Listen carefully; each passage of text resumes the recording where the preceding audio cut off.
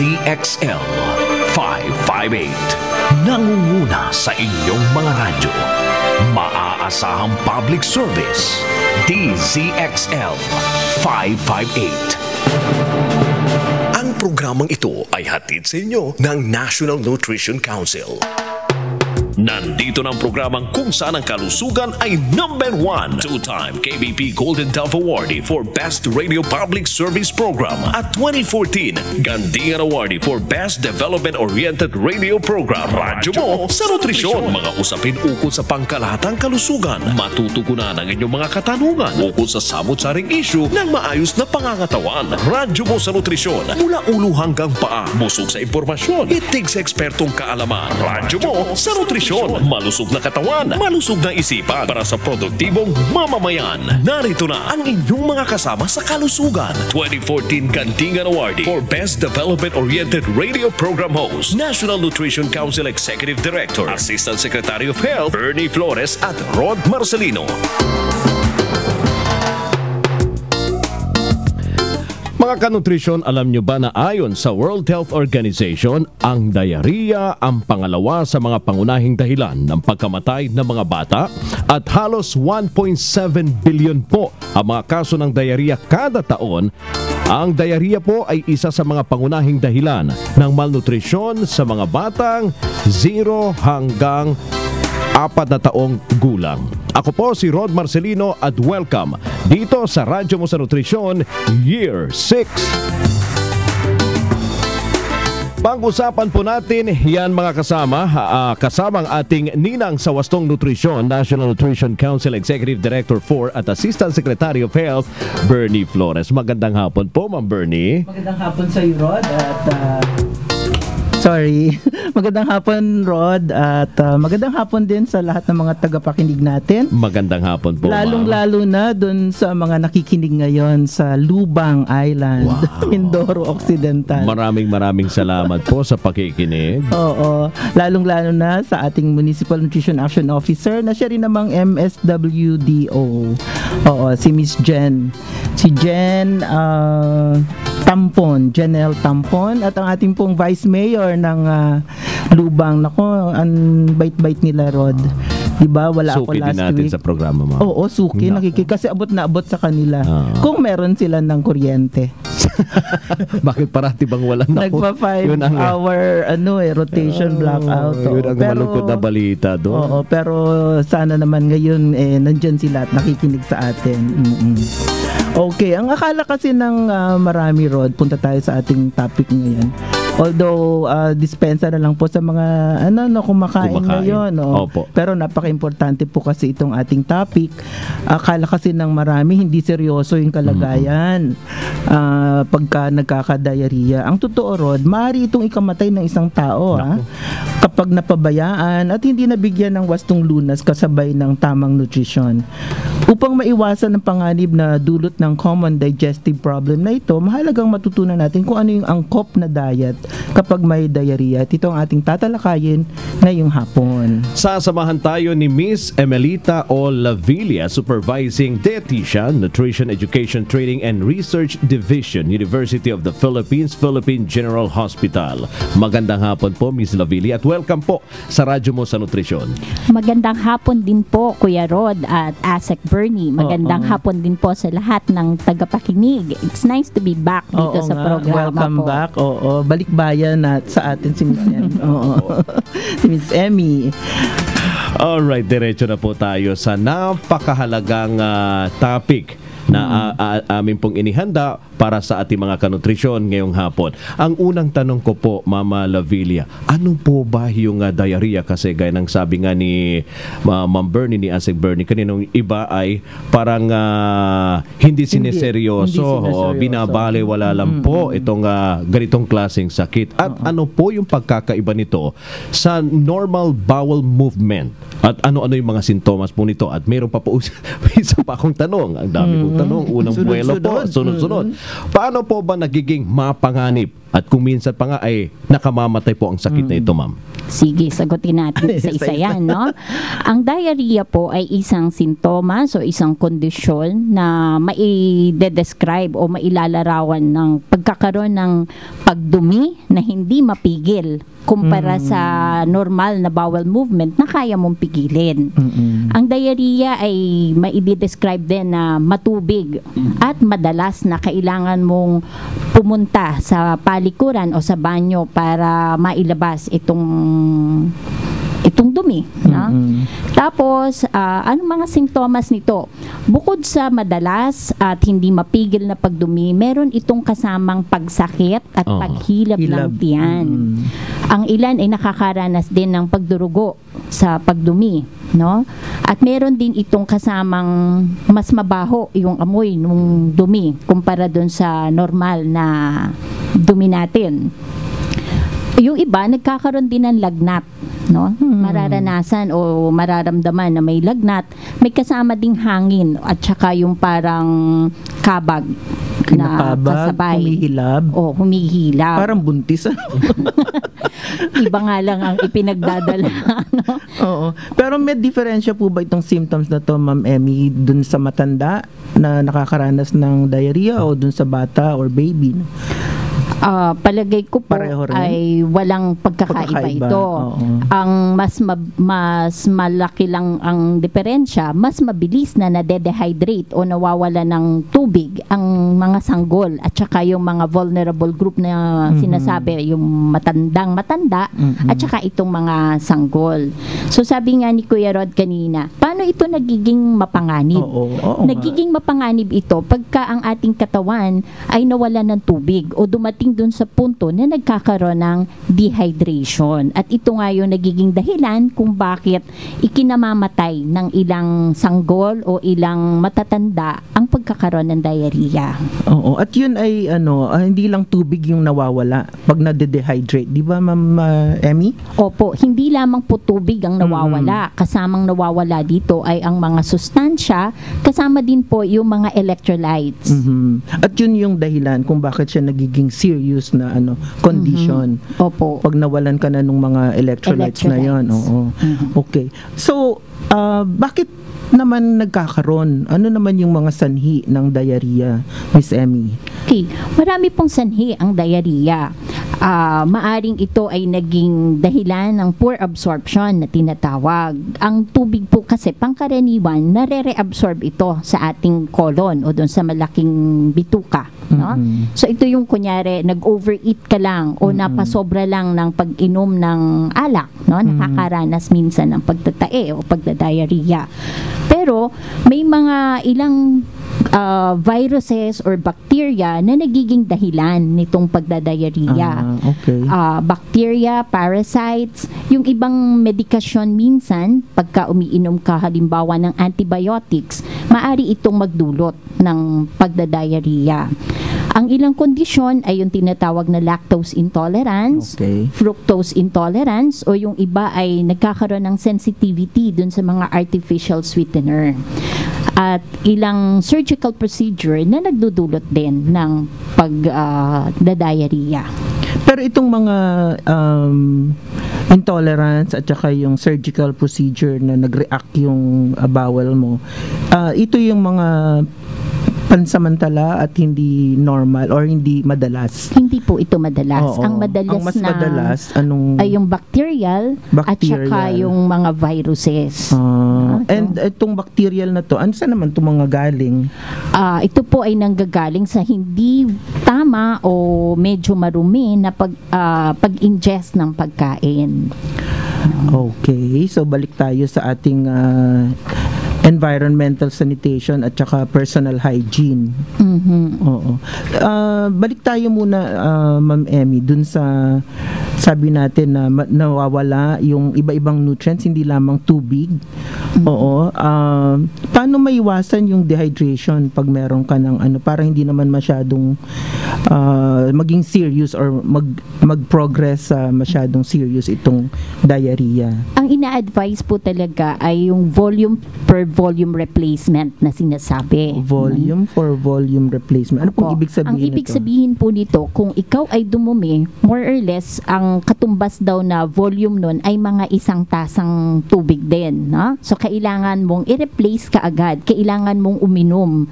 At hindi lang basta tubig ang ina-advise na inumin. Maganda kasi na ma-replace natin yung mga nawala na electrolytes. Ang mga nutrients na nawawala dito ay yung mga minerals. In particular, yung sodium, potassium, at saka chloride. Ito po yung mabilis na nawawala sa katawan pagka nagkakaroon ng diarrhea. Okay. So, ano pong mga dapat na i-replace, ipang-replace? Pinakasimple po, no? Pinakasimple pagka ikaw ay nagdadiarrhea, lalo na kung wala ka ng mga oral rehydration solution, yung 1 tasang tubig, Asek, lagyan mo lang ng 1 kutsaritang asukal at 1 kurot na asin, no? Pinch of salt. Pagsasama-samahin lang to para lang maiwasan o ma-replace yung mga nawalang fluids at saka electrolytes. 1 baso. Pakiulit po, ma'am, baka may mga nakikinig sa atin na gustong matuto. 1 baso. 1 basong tubig, mga 240 ml po ito. 1 kutsaritang asukal at 1 kurot na asin. Okay, madaling isang basong tubig na 240 ml. Ang parang 240 ml yung parang isang bote na isang boteng tubig. Oo. Yung mineral water, tapos 1 kutsaritang asukal at 1 kurot. May emo pa. Kurot na iodized salt. Okay. Meron po bang pagkakaiba na ilang beses itong iinumin, Ma'am Emmy? Every time po na tayo ay pupunta sa toilet, banyo, maghugas mabuti ng kamay, tapos magtimpla ng oral rehydration solution. Kahit na bata, 1 baso pa rin ang kailangan. Opo. Meron ng nabibiling oral rehydration solution din sa ating mga butika? Opo, marami po niyan. So, ito po ina-advise natin, lalo na kung ang nangyari ay sa gabi nagkaroon ng diarrhea na mahirap nang lumabas o kaya nasa medyo malayo kang lugar at wala kang mabili. At saka sa mga barangay health stations, meron din po ng supply nito para madali rin namang makakuha just in case kailanganin pa. Ano po? Okay. Meron po ba ng pagkakaiba ang diarrhea ng bata at sa matanda, Ma'am Emmy? Sa sintomas po ay wala. Although yung mga dahilan kung bakit nagkakaroon ng diarrhea, yun ang madalas na pagkakaiba, no? Yung sa mga bata, common po, naririnig nyo siguro yung term na kaya nagtatae ay dahil nagngingipin, no? Yan, pero mga maling paniniwala, Opo. Ang dahilan nun, naka-ingest o nakakain ang bata ng mga bacteria, no? Kasi syempre pag nangangati ang gilagid niya, kahit ano ay kanyang isusubo at kakagatin, kahit mga laruan na hindi naman malinis, nakakain nila yon, no? O nginunguya nila. So yung pong pag-manage o yung pag-address ng dehydration sa matanda at sa bata, pareho din po. Kahit yung pagre-reintroduce ng pagkain o yung pagpili ng dapat kainin at dapat iwasan, pareho pong prinsipyo ang gagamitin natin, mapabata or mapamatanda. Okay. So ano po yung mga kakainin dapat at dapat inumin maliban dun sa oral rehydration solution, Ma'am Emmy? Maganda po na pag nagkakaroon ng diarrhea ang ating mga pasyente, medyo alalay sa pagkain. Huwag pahirapan yung tiyan o yung sistema ng pagkain. Iwasan po yung masyadong mataba na pagkain, no? Yung mga fatty foods kasi ang mga nagdadiarrhea ay hirap po sa pag-digest at pag-absorb ng pagkain. So iwas na muna sa mga prinito, ginisa, may gata ng nyog, no? Kasi ito yung fatty na portion, fatty. Wala pati yung- munang lechon. Ay, wala po muna. Kahit fiesta. Ay, iwas Wala po muna muna. doon. Iwas muna. Fasting muna. Tapos yung high fiber din. Pag sinabing high fiber, ito Bawal yung din, iwas muna. iwas muna sa panahon high na may fiber. diarrhea, Okay. no? Kasi yung fiber, ito yung mga talbos, mga madadahon, mga stalks, medyo magaspang siya sa ating panunaw. Hindi niya kakayanin pa. So, wag muna 'yon, no? Okay. Tapos yung mga highly seasoned, masyadong maanghang, no?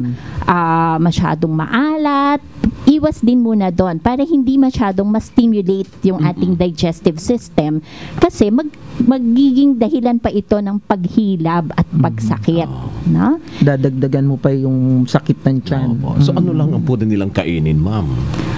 Pinakamaganda yung mga simple lang muna, nilaga, no? Maganda rin na magdagdag ng mga prutas na mataas ang pectin kasi ito ay nagfo-form ng ating stools o ng dumi, kagaya halimbawa ng saging, mansanas, no? So, yung mga prutas din na pangkaraniwang kinakain mo yung balat, alisin mo rin muna sa panahon na may diarrhea, no? Ano yun, ma'am? Halimbawa, guava, ganon. Yung guava, mataas po ang pectin nun. So, Mataas, advisable okay. siya Oo. para sa mga may diarrhea. Pero halimbawa, yung mga ubas, iwas muna doon. No? Tanggalin balatan, muna. oo. Babalatan. Okay, Iwasan high din, pectin, okay. iwasan din muna yung caffeinated drinks. Okay. Na? Bawal muna kape. Huwag muna magkape. Huwag din muna uminom ng mga may alcohol. At kahit yung mga dairy products. No? Medyo mataas din kasi Okay. yung fats nun. So, mahihirapan ding i-digest. So, ina-advise po namin sa panahon ng diarrhea, yung mga crackers lang muna, toast, nilagang manok na alisin ang Walang balat. oo. No? Tapos, yun lang din pong paraan ng pagluluto. At hindi din madami para hindi naman mahirapan yung ating panunaw. So, pwede yung isda na Pwede steam, po. nilaga, pwede. Pwede po. Okay. Yung mga simple lang daw ang pagkakaluto, mga nanay. Huwag muna yung maraming gravy at saka mga taba-taba. Oo. Okay, meron pa po ng anong dapat nilang Lugaw, oatmeal, pwede rin ayan. yun. Oo. Okay. Sige, tumungo muna tayo, Rod, sa ating word for the week Opo, na ma'am. medyo related din dito sa ating discussion. Ang atin pong word for the week ay zinc. Isa pong mineral yan eh. Isa sa mahalagang mineral na nawawala sa katawan tuwing nagkakaroon ng diarrhea. Oo. Napatunayan na po sa mga pag-aaral na ang pagbibigay ng dagdag na zinc ay nakatutulong upang mabawasan ang dami at dalas ng pagdumi. Nakatutulong ang zinc upang maiwasan ang mabilis at labis na pagkaubos ng tubig at nutrients sa katawan na siyang nagdudulot naman ng panganib sa taong may diarrhea. Napatunayan din ang pagbibigay ng oral zinc supplement ay nakatutulong upang maiwasan ang muling pagkakaroon ng diarrhea sa loob ng 2 hanggang 3 buwan. Mabisa. Yung zinc. Oo. Doon naman sa mga nanay, sa mga magulang na may mga tanong po sa ating programa ngayong hapon, especially sa ating bisita, abay maaari po kayong mag-text sa 0921-431-1044. Ulitin ko po, ito yung mga numero para po sa inyong mga katanungan patungkol po sa ating topic ngayong hapon tungkol sa diarrhea. Pwede ho kayong mag-text sa 0921-431-1044. Yan ay para sa mga gumagamit po ng Smart. Ang ating Globe number naman ay 0927-650-6795. Okay, tumawag po sa aming landline sa 8822-374. Maki-interact din kayo sa aming hashtag Radyo Mo sa Nutrisyon Year 6 at i-add nyo rin po kami sa inyong circle sa Google Plus. Okay, at panoorin nyo din po ang ating mga naging episodes, pati na rin itong episode ngayon sa YouTube. Puntahan lamang po ang Radyo Mo sa Nutrisyon Year 6. One word lamang po yon. At mapapanood nyo din po kami in high definition sa Ustream sa DZXL Online TV, sa Signal Digital TV Channel 209 at sa Dream Cable TV. Okay, sa social media naman, bisitahin niyo po kami sa Facebook at ilike lamang po ang Radyo Mo sa Nutrition. One word po yon. Sundan din niyo po kami sa aming Twitter account na Radyo Nutrition. One word din po yon. At maaari niyo rin pong bisitahin ang aming website sa nnc.gov.ph at official Facebook page na NNC Official. Asik Bernie, ibigay na po natin ang ating text question of the day. Text question lang. Opo, isa po ito sa inaabangan ng ating mga kanutrisyon. Bawat isa po sa unang 6 na makakapag-text po ng tamang sagot ay mananalo ng hindi po house and lot, ha? 100 Sa TV lang sa yan. TV lang po. Opo. 100 bukod sa yung pag ano pa lang nila kuha ng tamang impormasyon sa nutrisyon, premyo na, magandang premyo na yun. Pero may correct. isa pa po kaming premyo. Yung 100 pesos na cellphone load, Sa mga kasama. Sa 6, bawat isa po yan. Yan po ang kanila mapapanalunan. Sagutin lang nila ito, Rod. Opo, ma'am. Maiksing tanong lang, magbigay ng 2 paraan para maiwasan ang dehydration kapag may diarrhea. Nako, napakadali. Yun lang. Opo. I-text po ang inyong sagot sa ganitong format: full name, space, eksaktong address, mga kasama, at ang inyong sagot at isend po sa 0908-579-6898. At sa ating pagbabalik, pag-uusapan naman natin ang mga paraan para maiwasan ang diarrhea. Magbabalik po ang Radyo Mo sa Nutrisyon. Radyo Mo sa Nutrisyon.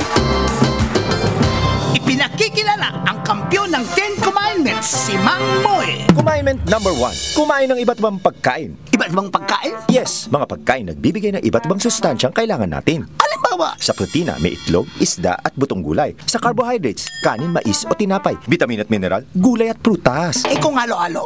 Ibang commandment na yan, Elmer. Sundin ang 10 Commandments para sa sigla at lakas ng buhay. Paalala ng National Nutrition Council ng DOH. Mang Moy, kailangan bang hugasang maigi ang gulay? Lulutuin rin naman. Elmer, itong repolyo mo malinis pero tignan mo mga singit-singit. Ngik! Sabi ng commandment number 6, tiyaking malinis at ligtas ang ating pagkain at tubig. Alam mo ba, na-ospital ako nung bata pa ako kasi may mikrobyo ang nakain ko. Ako naman, uminom ng tubig sa karinderya. Nadali ako ng diarrhea. Mismo! Sundin ang 10 Commandments para sa sigla at lakas ng buhay. Paalala ng National Nutrition Council ng DOH. Radyo Mo sa Nutrisyon. Welcome back po mga kanutrisyon dito po sa ating programang Radyo Mo sa Nutrisyon. Gusto ko lang ulitin, Ma'am Bernie, yung mga numero natin para doon sa mga may katanungan. No? Opo. Mabilis ka daw magbasa. Tama. Sige, dahan-dahanin natin. Ang ating smart number po ay 0921-431-1044. Ang Globe ay 0927-650-6795. Pinag-uusapan pa rin natin ang diarrhea na hindi lang po sakit sa tiyan ang abot kundi po maaring ikamatay lalo sa mga bata. Paano po ba maiiwasan ang diarrhea po, Ma'am Lavilia? Ang pinakamaganda po talaga dyan ay prevention, no? So, unang-una, personal hygiene po. Siguraduhin na madalas tayong maghugas ng kamay. Hindi lang babasain, kundi talagang sasabunin din, no? Bago pagkagaling sa banyo, bago kumain, at kagaya po nung commandment number 6, no? Ito yung safe na paghahanda ng pagkain. So ito para sa mga nanay, para sa mga nagtitinda ng pagkain, no? Siguraduhin malinis ang kamay pagluluto, at saka yung mga gulay, prutas, Hugasan. karne, kailangang hugasan. At wag i-cross.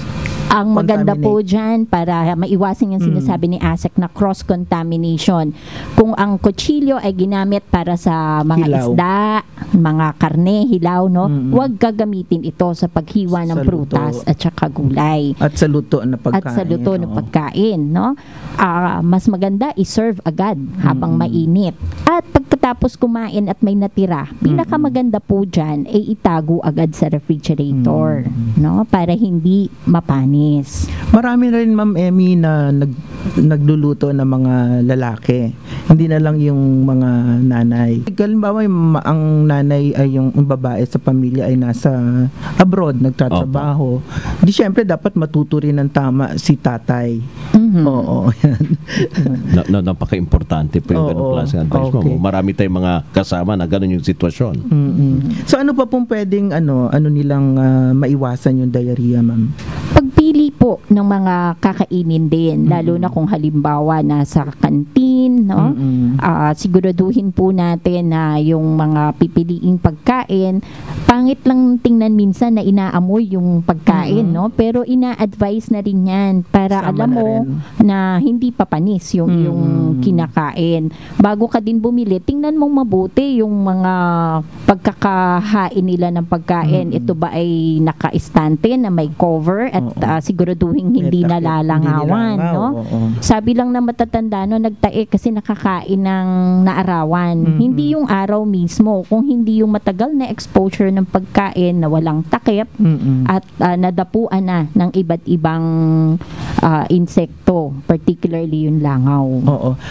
Marami rin mga paniniwala Miss Ma'am Emmy sa tungkol sa diarrhea. Halimbawa, titigil daw at mawawala naman daw yung diarrhea kapag hinayaan lang. Okay yan? Totoo yan? Yung ibang diarrhea ay humihinto, no? Kung halimbawa nag-overeat ka lang, hihinto lang siya. Pero kung ang diarrhea ay lagpas na ng 2 araw, ito ay kinakailangan ng ikonsulta sa doktor. At kagaya ng pinag-usapan natin kanina, importante na iwasan yung dehydration. So hindi mo siya basta sasabing hahayaan mo lang, no? Gagawa tayo ng paraan para yung komplikasyon ng diarrhea ay maiwasan. So kailan siya kailangan dapat kumonsulta? Pag mga 2 days na po 2 days ang na tuloy-tuloy diarrhea, pa rin. na tuloy-tuloy. Na kahit na meron na siya ng emergency treatment o yung first aid.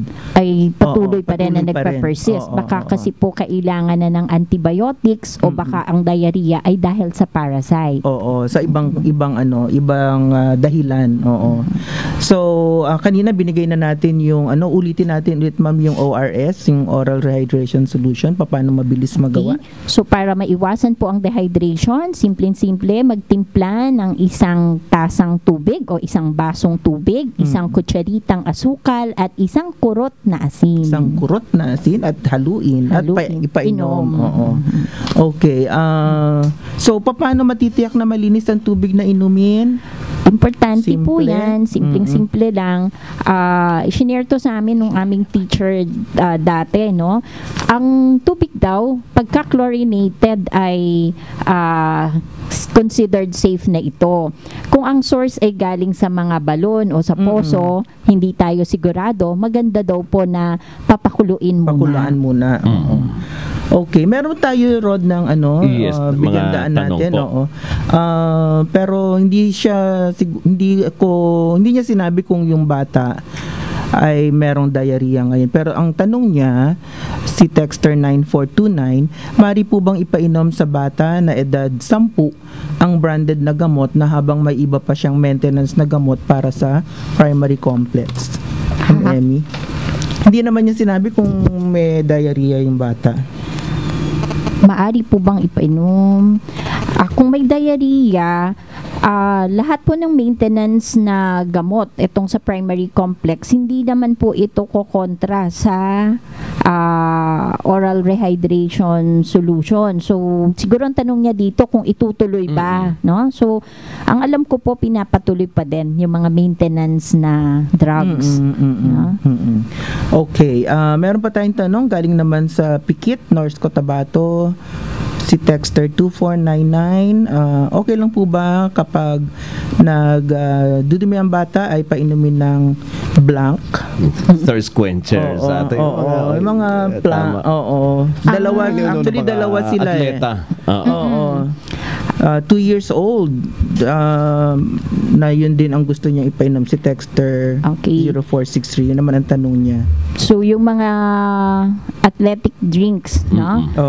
Ito po ay ina-advise din kasi meron din siyang mga electrolytes. So may mga pediatricians na nag-a-advise din po nito. Kahit sa bata, ma'am. Kahit Pwede. sa bata. Opo. Oo. Pwede naman po. Pero pagka ganon, parang i-consider nyo yan as emergency. Opo, Oo, emergency. ipatingnan din kaagad dalhin din sa health center para matignan talaga. Kung ang purpose lang po para ma-prevent yung dehydration, pwede naman tong gamitin Oo, as first oo, aid. Kasi oo. pag hindi familiar doon sa lasa nung tinitimpla o kaya yung mga ibang rehydration solutions, mas maganda din po kung ano yung acceptable sa kanya. Okay. So, pwede ninyong gamitin yung products na yun. Oo. Okay, ito pa sa kay Texter 3289. Ano po ba gamot sa dumudumi na baby? Green po yung kulay ng dumi niya at may mga halong tubig. Yun na nga ang indication ng diarrhea, Ms. Opo. Emmy. Hindi po ako nag-a-advise ng medication. So, ang pinakamagbuti po ay patingnan pa din sa doktor. Ang pwede lang nating ibigay ay yung first aid at saka ang sabi din po ng mga doktor, ang maganda rin sa pagtatae, hindi mo pipigilan sa paggamit ng mga gamot, no?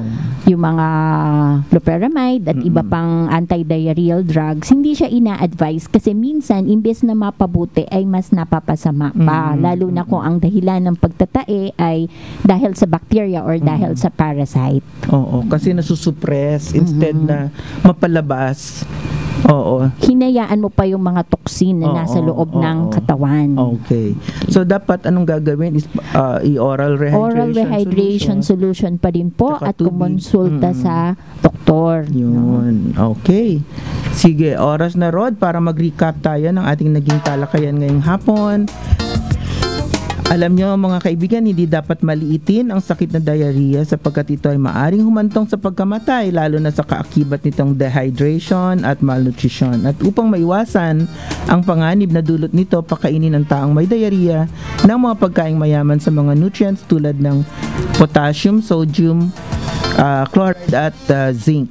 Dapat namang iwasan ang mga pagkaing na mamantika at may halong asukal. Makabubuti rin ang madalas na pag-inom ng malinis na tubig. At para maiwasan ang dehydration, painumin ang pasyente ng oral rehydration solution or ORS. Iwasan ang diarrhea sa pamamagitan ng palagiang paghugas ng kamay, pagtiyak na malinis ang inumin at pagkain, at panatilihing malinis ang kapaligiran at ang ating sarili. Nakasama natin ngayong hapon ang ating guest resource person na si Miss Emelita Olavilla, Supervising Dietitian, Nutrition Education, Training and Research Division, University of the Philippines, Philippine General Hospital. Maraming salamat po, Ma'am Lavilla. Maraming salamat. Maraming salamat din po. At mensahe nyo po ngayong hapon para sa ating mga kanutrisyon. Mga kanutrisyon, ang diarrhea po ay isang kondisyon na hindi dapat ipagbaliwala, no? So pagka nagkaroon po ng diarrhea, siguraduhin pong naaalala nyo na palitan itong mga nawalang tubig, no?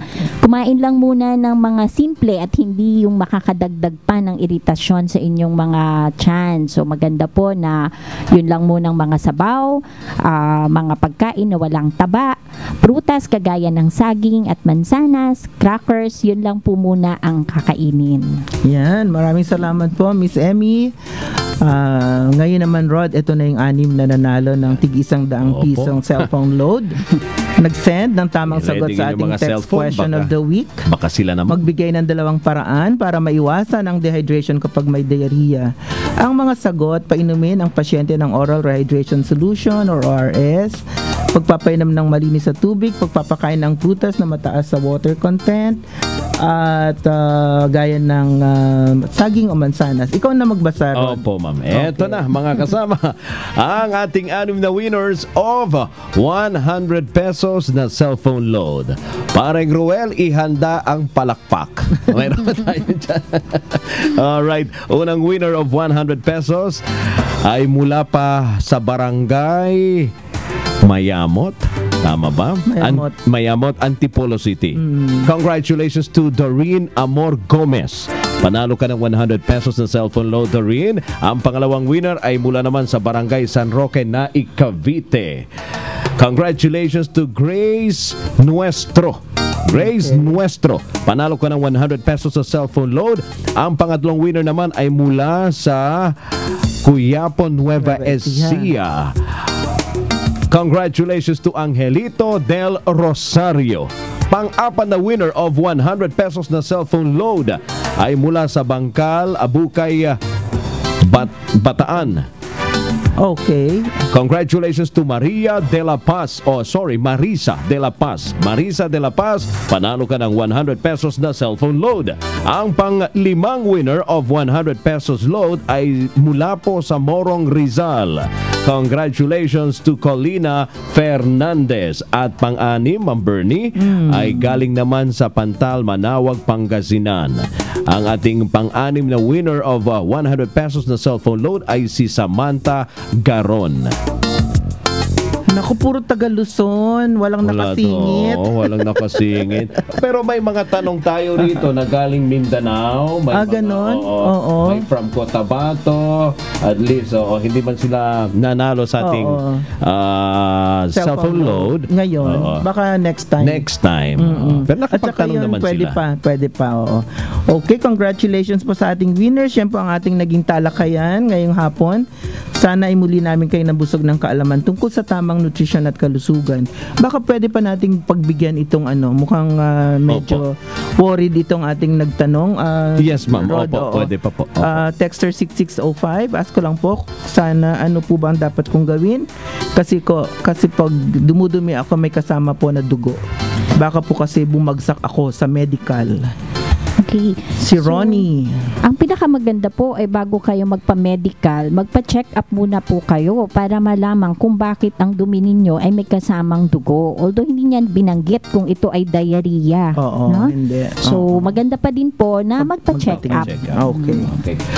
At doon sa mga hindi nakahabol, mga kasama sa kanilang mga tanong, huwag po kayo mag-aalala mga kanutrisyon. Maari pa rin po kayo mag-text ng inyo po mga katanungan dito po sa number na ito, 0908-579-6898. Dahil kahit wala na po kami sa ere, ito po ay sasagutin ng ating resource person na si Miss Emelita Lavilla sa tulong po ng ating production team.